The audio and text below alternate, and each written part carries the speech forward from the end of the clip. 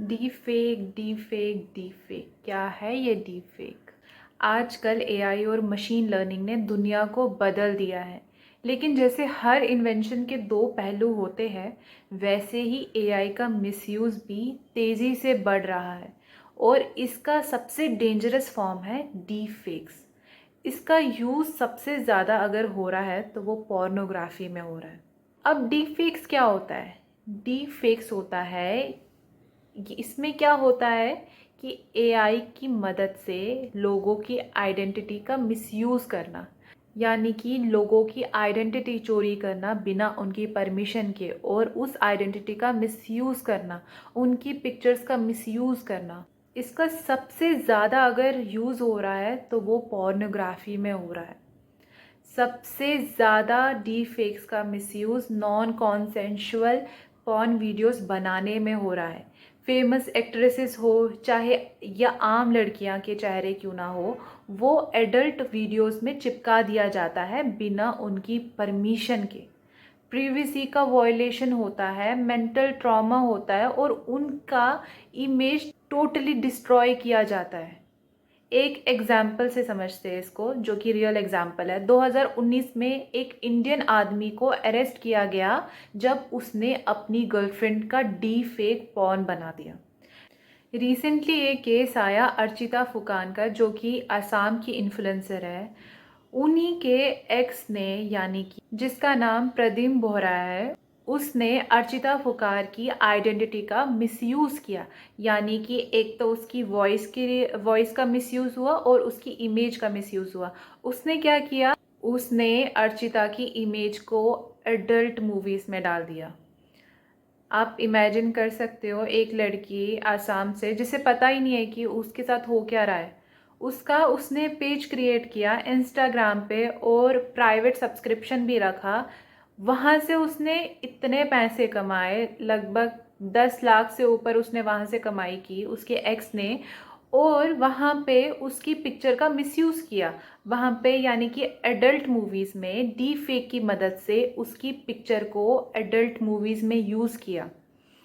बात इतनी फैल गई कि जब उसने एक एडल्ट मूवी के पॉर्न स्टार के साथ अर्चिता की फ़ोटो उसने सोशल मीडिया पे डाली, फिर उसके फ्रेंड्स को पता चला तो उन्होंने जाके उसके भाई को बताया।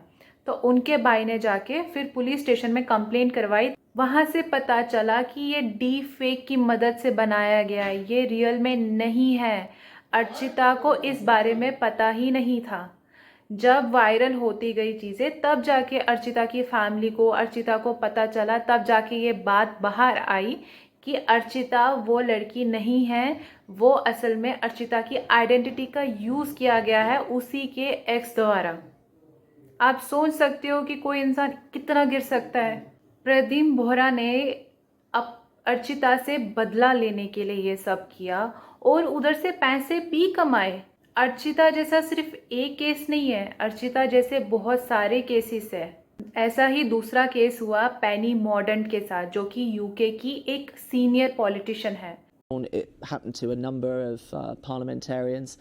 And I would ask people behind this, don't they realise the consequences in the real world when they do something like that? Because although I haven't seen this myself, it was deliberately humiliating. And उन्होंने BBC से बात करते हुए बताया कि उनका D fake porn video online circulate किया गया। इस वीडियो में उनका चेहरा किसी फेक पोर्नोग्राफिक वीडियो पे लगा दिया गया। एआई का यूज़ करके उन्होंने कहा कि मैंने कुछ भी गलत नहीं किया, फिर भी मुझे दुनिया के सामने एम्बैरेसमेंट झेलनी पड़ी, शर्मिंदा होना पड़ा बिना किसी गलती के। ऐसा ही एक और केस है, यूनिवर्सिटी ऑफ हांगकांग के एक लॉ स्टूडेंट ने एआई टूल्स का यूज़ करके डी फेक पॉर्न बनाई अपने क्लासमेट्स की। ये AI generated fake nudes porn images थे जो रियल लग रहे थे लेकिन फेक थे, एकदम फेक थे।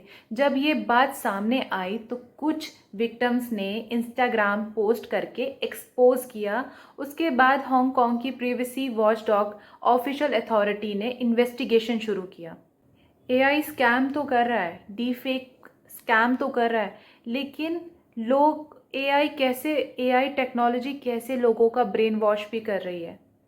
ऐसी एक और example, real example. So this case is about a 14-year-old teenager named Sewell Setzer who engaged in a months-long relationship with an AI chatbot that his family said was a intensely sexual relationship, and that the chatbot ultimately drove this teenager into depression, and that he ultimately killed himself in February of this year.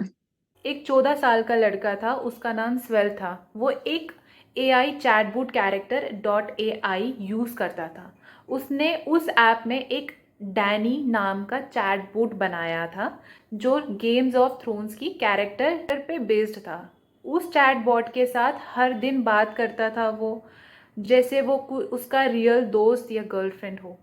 धीरे धीरे क्या हुआ कि वो chatbot उसके साथ emotional और sexual talk करने लग गया। जब स्वेल बहुत उदास और मेंटली डिस्टर्ब हो गया, तब चैटबॉट ने उसे बोला, I love you, please come back to me soon. ये सुनकर उस लड़के ने अपनी जान ले ली। सोच रहे हो कि कितना मेंटली वो फ्रस्ट्रेट हो गया लड़का, इमोशनली ड्रेन्ड हो गया। आप सोच सकते हो कि कितना ज़्यादा एडवांस्ड हो चुका है एआई, कि डीप फेक वीडियोस को पहचान पाना बहुत मुश्किल होते जा रहा है। पहले फिर भी थोड़ी बहुत पहचान कर पाते थे, लिप सिंक से, चाहे हैंड मूवमेंट से, चाहे आईज मूवमेंट से। अब वो भी कर पाना इम्पॉसिबल हो पा रहा है, क्योंकि हम कर ही नहीं पा रहे, क्योंकि वो इतना रियलिस्टिक है कि हमारे लिए समझ पाना कि रियल कौन सा है, फेक कौन सा है, बहुत मुश्किल होते जा रहा है। ऐसा ही एक और स्कैम हुआ। एक डीप फेक वीडियो बनाया गया जिसमें एक रिटायर्ड आईपीएस ऑफिसर, उनका चेहरा और आवाज़ यूज़ की गई। इस वीडियो में सीनियर सिटीज़न ऐसे दिखाया गया जैसे वो सेक्स सर्विसेज सॉलिक्ट कर रहे हो, यानी ऐसे दिखाया गया जैसे वो किसी गलत काम में शामिल हो। सीनियर सिटीज़न को ये वीडियो बेचकर धमकाया गया कि अगर उन्होंने पैसा नहीं दिया तो ये वीडियो पुलिस को बेच दिया जाएगा या वायरल कर दिया जाएगा। उन्हें लगा कि ये रियल आईपीएस ऑफिसर ही उनसे बात कर रहा है और वो पुलिस एक्शन से डर गए और उन्होंने डर के मारे उनको पैसे देते गए। बहुत बार उनको मेंटली टॉर्चर किया गया और उन्होंने बार बार पैसे जो है उनको ट्रांसफ़र करते गए डर के मारे कि ये रियल पुलिस है। आप सोच सकते हो, किसी 1 मिनट की वॉइस रिकॉर्ड करके उसका पूरा एआई मॉडल बनाया जा सकता है जो कि बिल्कुल उसकी तरह बोल रहा है। उसकी पिक्चर का यूज़ करके, रियल पर्सन की आइडेंटिटी की जस्ट एक पिक्चर यूज़ करके एक मॉडल रेडी किया जा सकता है जो कि बिल्कुल उसकी तरह दिखता है, बिल्कुल उसकी तरह बोलता है, ताकि वो उस जो स्कैमर्स है उस चीज़ का यूज़ करके दूसरों को बेवकूफ़ बनाए। और ये इतना रियल लगता है कि कोई भी इस झांसे में आ सकता है। ये इतना हद तक बढ़ चुका है कि लोग सुसाइड करने लगे हैं। कई सारे ऐसे केसेस है जो कि सामने भी नहीं आए हैं। कुछ लोगों को तो अवेयरनेस ही नहीं है इस बारे में कि ऐसा हो रहा है। कुछ लोग जानते ही नहीं है कि डीप फेक है क्या, किसी को पता ही नहीं है। स्टडी में पता चला कि 70% people are not aware of this. उन्हें पता ही नहीं है कि डीप फेक क्या होता है, तो वो अवेयर कैसे होंगे, कैसे पता चलेगा कि इससे खुद को कैसे बचाना है। हम कलयुग में रहते हैं, हमारे लिए राम भगवान या हमारे लिए कृष्ण नहीं आएंगे हमें प्रोटेक्ट करने के लिए। हमें खुद को खुद ही बचाना है। जब हम खुद को खुद नहीं बचा सकते तो कोई हमें क्यों बचाएगा। हमें खुद अवेयर होना है इन सब चीज़ों से। इसका जो यूज़ है पॉलिटिक्स में भी देखने को बहुत मिल रहा है, यानी कि इलेक्शंस में फेक प्रोपोगंडा, डीप फेक्स का यूज़ किया जा रहा है। पॉलिटिक्स में मिसकंसेप्शन, मिस इन्फॉर्मेशन फैलाने के लिए भी यूज़ हो रहा है डीप फेक्स का। इलेक्शंस के टाइम पे फेक वीडियोस बनाकर लीडर्स को गलत बातें बोलते हुए दिखाया जाता है। जैसे 2020 दिल्ली इलेक्शंस में एक बीजेपी नेता का रियल वीडियो एडिट करके उन्हें अपने अपोनेंट्स की बुराई करते दिखाया गया। The Delhi BJP president with a message for Delhi's voters in Haryanvi. calling out the promises of the Aam Aadmi Party. सारिया ने मेरा जय श्री राम। दोस्तों, मैं सिर्फ काम का हिसाब लेने आया हूं। केजरीवाल ने कहा था 200 स्कूल बनेंगे, बने से के? This is Manoj Tiwari in English, making a similar appeal. Jai Shri Ram, greetings to all. Friends, I'm here just to ask about the work accounted for. Kejriwal said that he will start 500 new schools. Have they started? Except there is a catch. As Vice News reported, these are deep fakes, where videos are convincingly manipulated using artificial intelligence. बधाई हो आप सभी को, क्योंकि अभी अभी नागरिकता संशोधन बिल राज्यसभा से भी पास हो गया और इसी के साथ जो पाकिस्तान में, बांग्लादेश में, अफगानिस्तान, ऐसे डीप फेक्स पब्लिक ओपिनियन को मैन्युपुलेट करते हैं और अगर कंट्रोल ना किया गया तो ये फ्री एंड फेयर इलेक्शंस को खतरे में डाल सकते हैं। ये जो मैंने बताई ये कुछ ही एग्जाम्पल्स हैं, ऐसे बहुत सारे केसेस हैं। अगर हम बात करने पे आए, एक एक केस टटोलने लगे तो कई सारे केसेस निकल के बाहर आएंगे जिनके बारे में हमें पता ही नहीं है। और कुछ है, अब कुछ केसेस ऐसे भी हैं, कुछ नहीं बहुत सारे केसेस ऐसे हैं जिसमें मूवी स्टार्स, हीरोइंस के फेसेस को यूज़ करके पोर्नोग्राफी में यूज़ किया जा रहा है, एडल्ट्स मूवी में यूज़ किया जा रहा है और बहुत सारी आम लड़कियों का भी फेस यूज़ किया जा रहा है ताकि उनसे बदला लिया जा सके, चाहे उनके एक्स द्वारा हो, चाहे उनके कोई नोन हो, चाहे अननोन ही क्यों ना हो। वो आपकी पर्सनल इन्फॉर्मेशन गैदर करते हैं, उसके बाद आप ही के साथ स्कैम करते हैं। और ये कोई आज की बात नहीं है कि आज 2025 में हो रहा है, ये नहीं, ये बहुत पहले से होते आ रहा है जब टेक्नोलॉजी जो है वो इतनी स्मार्ट बन गई। इसका खाली यूज़ पॉलिटिक्स और पोर्नोग्राफी में नहीं हो रहा खाली, इसके अलावा भी बहुत सारी जगहों पे हो रहा है। लोगों को बेवकूफ़ बनाया जा रहा है, लोगों के अपने क्लोज वंस का वीडियो बना के उनकी वॉइस को रिकॉर्ड करके इंफॉर्मेशन गैदर करके उन्हीं के पेरेंट्स को बेवकूफ़ बनाया जा रहा है। उनको इस तरह से मैन्युपुलेट किया जाता है कि उनको लगता है कि ये सच में हमारा अपना है, पर रियलिटी ये होती है कि वो एआई है। वो एआई का यूज़ करके बेवकूफ़ बनाते हैं। हमें मेल्स आती है, आप 1 करोड़ जीत चुके हो, आपको ये बैंक में ट्रांसफ़र हो जाएंगे पैसे। मत खोलो ऐसी ईमेल्स, मत देखो उनको भी। क्यों देखना है आपको? कौन बेवकूफ़ है जो आपको 1 करोड़ रुपए देगा? कोई देगा आपको क्या? क्यों देगा? नहीं देगा ना कोई। क्यों खोलनी है वैसी मैसेजेस? हमारे बड़ों को, ज़्यादातर बड़ों को ये हैबिट है कि जो भी मैसेज आएगा कि चेक करने बैठ जाते हैं कि भाई कौन सा मैसेज आए। मत करो। अगर आपको ऐसे स्पैम मैसेजेस आ रहे हैं उनको इग्नोर करो, डिलीट करो, रिपोर्ट करो, हटा दो उनको, मत रखो फ़ोन में। अब आपके मन में ये क्वेश्चन आ रहा होगा, प्रियंका तुमने ये तो बता दिया कि क्या क्या हो रहा है, पर अब इन सब चीज़ों से बचा कैसे जा सकता है? पहली चीज़, अपने सोशल मीडिया अकाउंट को प्राइवेट रखो। अपनी पिक्चर्स को किसी अननोन के साथ, जिसको आप उतनी अच्छी तरह से नहीं जानते या जानते भी हो, मत शेयर करो। बिल्कुल शेयर मत करो अपनी पिक्चर्स को, अपने पासवर्ड्स को नहीं करो शेयर।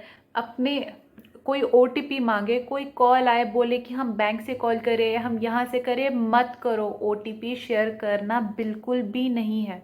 दूसरी चीज़, अपने अकाउंट, इंस्टाग्राम अकाउंट हो गया या फेसबुक का अकाउंट हो गया या कोई भी सोशल मीडिया अकाउंट हुआ, अपनी पर्सनल इन्फॉर्मेशन, अपनी पर्सनल डिटेल्स मत डालो। मत किसी के साथ रिवील करो कि तुम कहाँ पे रहते हो, तुम्हारा डेट ऑफ बर्थ क्या है, तुम्हारे पासवर्ड्स क्या है, तुम्हारी पर्सनल लाइफ के बारे में मत करो डिस्कस। वो यूज़ कर सकते हैं। अब जितने भी केसेस है ना, आपको लग रहा होगा कि अब यार जितने भी केसेस है तो क्या हम अपनों पे भी विश्वास उठा लें? नहीं, विश्वास करो पर एक लिमिट तक। बहुत सारे केसेस में खुद के नोन पर्सन्स होते हैं जो उनको ऑलरेडी जानते हैं या स्टॉक कर रहे होते हैं। कैसे बच सकते हैं? जैसे आपकी मेल्स में, जो भी ईमेल्स में आता है मैसेजेस, जैसे मेल आती है आपको या कोई भी एसएमएस आता है कि ऑफर से रिलेटेड, इग्नोर करो उनको। और एक और चीज़ मैंने कॉमन देखी है, जैसे हम फेसबुक पे एड्स देखते हैं, मीशो की ऐड देख लेंगे, फ्लिपकार्ट की देख लेंगे कि ऑफ़र चल रहा है, हम क्लिक कर लेते हैं, बट उन पे कैश ऑन डिलीवरी अवेलेबल नहीं होती है। तो लोग इतने बेवकूफ़ बन जाते हैं उस चीज़ में, ऑनलाइन पैसे भर देते हैं और उन तक वो प्रोडक्ट पहुंचता ही नहीं है। वहाँ से भी उनका जो अकाउंट की डिटेल्स है वो चली जाती है, वहाँ से भी स्कैम हो सकते हैं। अब मुद्दा उठता है कि ये लोग इन्फॉर्मेशन लाते कहाँ से है? आपके सोशल मीडिया से। आपने जितने भी अकाउंट्स खोले हैं, जितनी भी वेबसाइट्स में अकाउंट्स खोले हैं, उधर से इन्फॉर्मेशन लेते हैं आपकी वीडियोस, यूट्यूब वीडियोस, चाहे इंस्टाग्राम रील्स हो, वहाँ से वॉइस भी रिकॉर्ड कर लेते हैं। सारी डिटेल्स इन्फॉर्मेशन उनको वहीं से मिल जाती है। तभी मैंने कहा कुछ पोस्ट कर रहे हो तो सोच समझ के करो, अपनी पर्सनल इन्फॉर्मेशन किसी के साथ भी शेयर मत करो। अब ये आपका जब डिटेल ले लेते हैं, ये स्क्रिप्ट बनाते हैं। स्क्रिप्ट में क्या होता है, आपकी पर्सनल डिटेल्स के साथ इमोशनल स्क्रिप्ट बनाई जाती है, जैसे कि बेवकूफ़ बनाना, कार एक्सीडेंट हो गया है, पैसे भेजो, मैं फॉरेन ट्रिप पे फंस गया हूँ, मुझे पैसे भेजो, मुझे मदद की चाहिए, मुझे ज़रूरत चाहिए, हॉस्पिटल में एडमिट है, या कुछ भी ऐसी अर्जेंट क्रिएट करते हैं ताकि आप उनको पैसे ट्रांसफ़र करें। हमारे लिए अवेयर रखना खुद को बहुत ज़्यादा इम्पॉर्टेंट है। टेक्नोलॉजी को जानना बहुत इम्पॉर्टेंट है। आज दूसरों के साथ हुए, कल को आपके साथ या आपके अपनों के साथ या मेरे साथ, किसी के साथ भी हो सकता है। अब क्वेश्चन ये उठता है कि अगर हमारे साथ ऐसा हुआ तो हमें क्या करना चाहिए, हम क्या करें उस टाइम पे। सबसे पहले आप साइबर क्राइम पोर्टल, मैं यहाँ पे नीचे आपको दिख रहा होगा लिंक, इस पे क्लिक कर कर अपनी कंप्लेंट फाइल कर सकते हो। आप लॉयर से कांटेक्ट करो उस टाइम पे जब आपके साथ ऐसा हो रहा हो। पुलिस कंप्लेंट करो, जो भी आपकी नज़दीकी पुलिस है वहाँ जाके कंप्लेंट दर्ज करवाओ। अब जो ये करते हैं उनके लिए क्या सज़ा है, उनके लिए क्या लॉ है इंडिया में। आईपीसी सेक्शन 354C के तहत ये कहता है कि अगर कोई आदमी छुपकर या बिना इजाज़त के किसी औरत की प्राइवेट एक्टिविटी जैसे कि कपड़े बदलना, नहाना और भी कई सारी चीज़ें रिकॉर्ड करता है या देखता है या उस फुटेज को शेयर करता है, तो उसे सख्त से सख्त सज़ा मिलेगी। और उसकी सज़ा क्या होगी? अगर वो पहली बार करता है तो 1 साल से लेकर 3 साल तक की जेल प्लस फाइन उसको भरना पड़ सकता है। दोबारा किया 3 से 7 साल तक की जेल हो सकती है और फाइन भी भरना पड़ेगा। डीफेक में अब ये कैसे लागू होता है? अगर किसी लड़की का फेस एआई के थ्रू किसी और के न्यूड या सेक्सुअल वीडियो पर लगा दिया गया बिना उसके कंसेंट के, तो ये भी एक तरह का क्राइम है जिसमें उनकी प्राइवेसी वॉयलेट की गई है। अब दूसरा एक्ट है IT act 66E, violation of privacy, कहता है कि अगर कोई बिना इजाज़त के किसी व्यक्ति की पर्सनल इमेज या बॉडी का पार्ट कैप्चर करता है या पब्लिश करता है या ट्रांसमिट करता है तो वो 66E के अंडर आता है। अब इसमें सज़ा क्या होती है? 3 साल तक की जेल होती है प्लस 2 लाख रुपए उसको फाइन भरने पड़ते हैं। अब डी फेक के केस में ये कैसे लागू होता है? जैसे एआई डी फेक वीडियोस जिसमें प्राइवेट पार्ट्स या न्यूड बॉडी फेक इमेजेस के थ्रू दिखाई गई हो, वो विक्टिम की प्राइवेसी का वॉयलेशन है। चाहे वीडियो रियल ना भी हो पर उसकी इमेज, उसके चेहरे का यूज़ किया गया, तो इसलिए जिसने किया है उसको सख्त से सख्त सज़ा मिली जाएगी। तीसरा लॉ है IT act 67, publishing absence material. यानी ये क्या कहलाता है कि अगर कोई व्यक्ति ऑनलाइन व्हाट्सएप, चाहे टेलीग्राम, चाहे पॉर्न साइट्स एक्सेट्रा, कहीं पर भी वल्गर, ऑब्सेंस या सेक्सुअल कॉन्टेंट अपलोड या सर्कुलेट करता है तो ये सेक्शन लागू होता है उस पर। अब इसमें सज़ा क्या मिलती है उस इंसान को जिसने ये क्राइम किया होता है? पहली बार 3 साल की जेल प्लस 5 लाख तक का फाइन उसको भरना पड़ता है। दोबारा अगर वो करता है तो दोबारा उसको 5 साल की जेल प्लस 10 लाख रुपए फाइन भरने पड़ सकते हैं। अब ये डीप फेक में कैसे लागू है? अगर किसी ने डीप फेक पॉर्न वीडियो को ऑनलाइन अपलोड किया है तो ये डायरेक्टली सेक्शन 64 के अंडर पनिशेबल है। अब नेक्स्ट एक्ट है IT एक्ट 67A। अब ये एक्ट क्या कहलाता है? अगर ऑनलाइन एक्सप्लिसिट सेक्सुअल एक्ट्स वाले विजुअल्स शेयर किए जाते हैं even if it's deep fake, तो ये 67A में आता है। सज़ा क्या होती है इसमें? पहली बार 5 साल तक जेल प्लस 10 लाख तक का फाइन, और अगर रिपीट हो तो 7 साल तक की जेल हो सकती है। अब ये डीप फेक में कैसे लागू होता है? Deep fake porn video with nudity या सेक्स एक्ट दिखाने वाले कंटेंट इस कैटेगरी में आते हैं। अब नेक्स्ट एक्ट है IPC सेक्शन 509, वर्ड, गेस्चर और act to insult modesty of women. ये क्या कहलाता है? अगर कोई व्यक्ति वर्ड्स, गेस्चर, मैसेज या कोई भी ऐसा एक्ट करता है जो एक औरत की डिग्निटी को हर्ट करता है या उसके सेल्फ रिस्पेक्ट को तोड़ता है, तो ये सेक्शन उस पर लागू होता है। सज़ा क्या मिलती है इसमें? 1 साल तक की जेल प्लस फाइन। और डीप फेक में कैसे लागू होता है? अगर किसी लड़की की इमेज, नाम या फेस का गलत इस्तेमाल करके लोग उसकी रेपुटेशन ख़राब करते हैं तो ये भी 509 के अंडर पनिशेबल एक्ट में आता है। आप इस वेबसाइट पर जाकर तरह तरह के लॉज के बारे में पढ़ सकते हैं और डिटेल में जान सकते हैं कि इसके अंडर क्या क्या चीज़ें आती है। अवेयर रहो और ऐसे झांसों में मत फंसो। आज की वीडियो में इतना ही। अगर आपको वीडियो पसंद आई हो, अगर आपको इन्फॉर्मेटिव लगी हो तो वीडियो को लाइक ज़रूर करिएगा, चैनल को सब्सक्राइब करिएगा और कमेंट करके बताइएगा कि आपको वीडियो कैसी लगी। और हाँ, सबके साथ शेयर करना बिल्कुल भी मत भूलिएगा ताकि सबको पता चल सके कि AI का मिसयूज़ किस तरह से हो सकता है, डीप फेक क्या क्या कर सकता है, किस तरह से आपकी आइडेंटिटी को मिसयूज़ कर सकता है, कितनी बुरी तरह से, और कैसे इन चीज़ों से बचा जा सकता है। जितने लोगों तक ये वीडियो पहुंचेगी उतने लोगों तक अवेयरनेस बढ़ती जाएगी। तो शेयर सबके साथ करिएगा।